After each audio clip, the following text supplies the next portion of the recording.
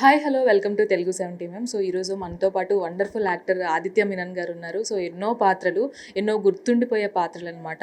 ఒక మంచి సినిమాలో అంటే ఇప్పుడు వరకు విలన్ షేడ్స్లో చూసాము. ఇందులో ఏంటో డిఫరెంట్ రోల్లో కనిపించబోతున్నారంట. సో అసలు ఏంటి ఆ రోల్, అందెలరావు మీది మూవీలో ఏం చేశారు? సో అడిగి తెలుసుకుందాం. నమస్తే సార్. నమస్తే అండి. Nice to see you. So ఎన్నో పాత్రలు చేశారు మీరు. సో ఇందులో ఎలా ఉండబోతుంది మీరు? దీంట్లో వచ్చి ఒక మంచి వాడిగానే చేస్తున్నాను, అంటే విలన్ కాదు దీంట్లో. ఇంద్రాణి దావులూరి గారు అయితే నాకు చాలా సంవత్సరం నుంచి పరిచయం. మేమిద్దరు కలిసి ఫస్ట్ ఒక 15 సంవత్సరాల ముందు ఒక మలయాళం సినిమాలో కలిసాము. దాని తర్వాత తను మ్యారేజ్ అయ్యి యూఎస్కి వెళ్ళిపోయింది. సో అక్కడ ఇదంతా మన ప్రమోట్ చేసి మన భరతనాట్యం స్కూల్ అంతా పెట్టి ఏదో ఒకసారి సినిమాకి మళ్ళీ రావడానికి ఒక ప్రొడ్యూస్ చేసి తనే చేస్తున్నారు. సో దాంట్లో నన్ను పిలిచి నాకు కోసం కొంచెం చేయగలరని అడిగారు. So I'm very happily doing it for her. And ఇప్పుడు వరకు ఎన్ని సినిమాల్లో చూసారు, డిఫరెంట్ లొకేషన్స్లో మీరు చేశారు. సో ఎస్పెషల్లీ ఈ సినిమాకి అంటే చిన్న సినిమాగా వస్తున్నప్పటికీ కూడా మేజర్ షూటింగ్ అంతా యూఎస్లో జరిగిందని చెప్తున్నారు. సో అదంతా మెయింటైన్ ఎలా చేయగలిగారు? మీ ఒపీనియన్ ఏంటి దాని మీద? అంటే 70% షూటింగ్ యూఎస్లోనే చేశారు. సో దాని మీద మీ ఒపీనియన్ ఏంటి? అంటే చిన్న సినిమాలు కూడా ఇంత బడ్జెట్ పెట్టి తీయటం మీద మీ ఒపీనియన్?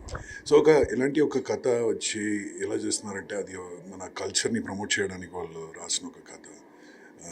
డాన్స్ ఫామ్స్ గురించి కథ చెప్తున్నారు. ఈ డాన్స్ ఫామ్స్ అయితే ఇప్పుడు దీంట్లో ఒక 8 డాన్స్ ఫామ్స్ చేస్తున్నారు. అవి మొత్తం కలిపి అది షోకేస్ చేసి ఇండియా కల్చర్ ఏంటనేది చూపించడానికి చేసే ఒక సినిమా. సో యూఎస్లో షూట్ చేసినందుకు అది అంటే ఒక ఇంటర్నేషనల్ ఫిల్మ్లో అయిపోయింది. ఇప్పుడు ఆల్రెడీ ఈ సినిమా వచ్చి ఒక 2-3 అవార్డ్స్ కూడా గెలిచింది. సో అది ఒక మంచి project. And she able to keep. ఆ బడ్జెట్ తక్కువ పెట్టుకుని చేసినా కూడా ఒక మంచి కథ చెప్తున్నారు. So I'm wishing them all the best for that. And almost అన్ని యాక్టర్స్తో మీరు చేసేసారు, స్క్రీన్ షేర్ చేసుకున్నారు. ప్రభాస్ గారు, బాలకృష్ణ గారు. అండ్ వాళ్ళతో మీ ఎక్స్పీరియన్స్ ఏంటి? వాళ్ళైతే అందరూ లెజెండ్స్గా ఉంటారు కదా. సో వాళ్ళతో పనిచేయడం వేరే చాలా డిఫరెంట్గా ఉంటుంది.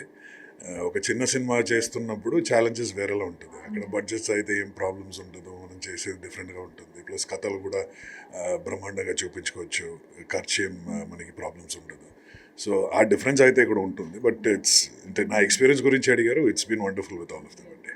ప్రభాస్ గారు ఫుడ్ పెట్టి చంపేస్తారు లొకేషన్లో అని అందరూ చెప్తూ ఉంటారు. So any special moments with Prabhas గారు? అంటే మేము ఇద్దరు కలిసి 2 సినిమాలు చేశాను.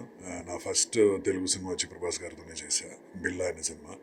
సో అప్పటి నుంచి చూస్తున్నా. ఆయన మాత్రం కాదు, ఆయన ఫ్యామిలీ మొత్తం అలానే ఉంటారు. కృష్ణరాజ్ గారు వచ్చి is the most best producer I met till now. అంటే నేను ఫస్ట్ ఆ సినిమా చేసినప్పుడు జస్ట్ పెళ్ళి అయింది. ఆ టైంలో నా ఫస్ట్ యానివర్సరీ వచ్చింది. సో షూటింగ్ దాని మధ్యలో వస్తుందని చెప్పినందుకు, అంటే మేము మలేషియాలో షూట్ చేసాం కదా. సో ఈ ఫ్లూ అస్ బోట్ డౌన్, మా వైఫ్ నేను అక్కడ మా ఫస్ట్ యానివర్సరీ వచ్చి అక్కడ మలేషియాలో వీళ్ళు పిలిచి అక్కడ సెలబ్రేట్ చేయించారు కృష్ణరాజ్ గారు. సో వాళ్ళ ఫ్యామిలీ మొత్తం దే ఆర్ వండర్ఫుల్ పీపుల్ అండి. అండ్ ఫైనల్గా హరిహర వీరమల్లులో యాక్ట్ చేస్తున్నారు మీరు. సో గౌరవనీయులు డిప్యూటీ సీఎం పవన్ కళ్యాణ్ గారు. సో ఆయనతో స్క్రీన్ షేర్ చేసుకోవడం అనేది వండర్ఫుల్ మెమరీ అనమాట. సో ఆయనతో అంటే కలిసి ఏమన్నా ఉన్నాయా ఇంటరాక్షన్స్ కానీ? చాలా చేసామంటే ఇది ఫస్ట్ సినిమా కాదు ఆయనతో. నేను ఆల్రెడీ అజ్ఞాతవాసి ఒక సినిమా చేశాను నేను, త్రివిక్రమ్ శ్రీనివాస్ గారి డైరెక్షన్లో. సో అప్పటి నుంచి మంచి పరిచయం. ఆయన అప్పుడు అయితే పాలిటిక్స్ లేదు ఆ టైంలో. సో అప్పటి నుంచి చూస్తుందంటే ఆయనతో మాట్లాడడం వేరేలా ఉంటుంది. అంటే he's a different kind of personality. ఆయన ఆలోచనలు అంతా డిఫరెంట్గా ఉంటుంది. సో అది ఆల్సో వండర్ఫుల్ ఎక్స్పీరియన్స్. అండ్ ఎలా ఉంటారు ఆన్ సెట్స్లో సార్? ఎలా ఉంటారు? అందరికీ తెలియదు కదా, అదే దగ్గర నుంచి చూసే మీకు మాత్రమే తెలుస్తుంది. Is a very nice man. అంటే నాతో అయితే we had a wonderful talk. And ఫైనల్గా అంత పెద్ద సినిమాలు చేస్తూ కూడా చిన్న సినిమాలు ఒప్పుకోవడం అనేది చాలా మంచి విషయం మీరు. సో ఇందులో ఒప్పుకోవడానికి మెయిన్ రీజన్ అంటే ఏం చెప్తారు మీరు? మెయిన్ రీజన్ వచ్చి ఇంద్రాణి గారు నాకు చాలా సంవత్సరాల నుంచి friend. So I will support my friends చేస్తున్నారంటే వాళ్ళని ఎప్పుడైనా నేను సపోర్ట్ చేస్తాను. చిన్న సినిమాలు అయినా కూడా మంచి క్యారెక్టర్స్ ఉంటే నేను చేస్తుంటాను. సో నేను పెద్ద సినిమా చిన్న సినిమా అని చూడను. నా కథ ఏంటి, ఆ కథ ఏంటి, దాంట్లో నా క్యారెక్టర్ ఏంటి అని చూస్తాను. ఇది ఇంద్రాణి గారు పిలిచినందుకు క్యారెక్టర్ గురించి కూడా అడగలేదు. సరే మీరు అడుగుతున్నారు కదా, నేను వస్తానని చెప్పి వచ్చాను. ఇప్పుడు వచ్చే జనరేషన్కి చాలామంది సినిమా ఇండస్ట్రీ వైపు చూస్తున్నారు. క్యారెక్టర్స్ కోసం కావచ్చు, డైరెక్టర్స్గా కావచ్చు, యాక్టర్స్గా కావచ్చు.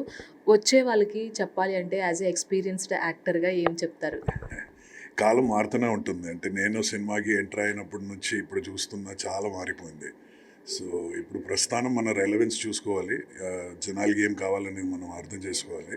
సో అది డిఫరెంట్ ఏదైనా చేస్తేనే అది ఉండిపోతుంది మనకి మెమరీలో. సో కాబట్టి ఎవరిని కాపీ చేసి నేను ఇప్పుడు ఒక అడ్వైస్ ఇచ్చి ఆ అడ్వైస్ ప్రకారమే వెళ్ళాలని ఏం లేదు.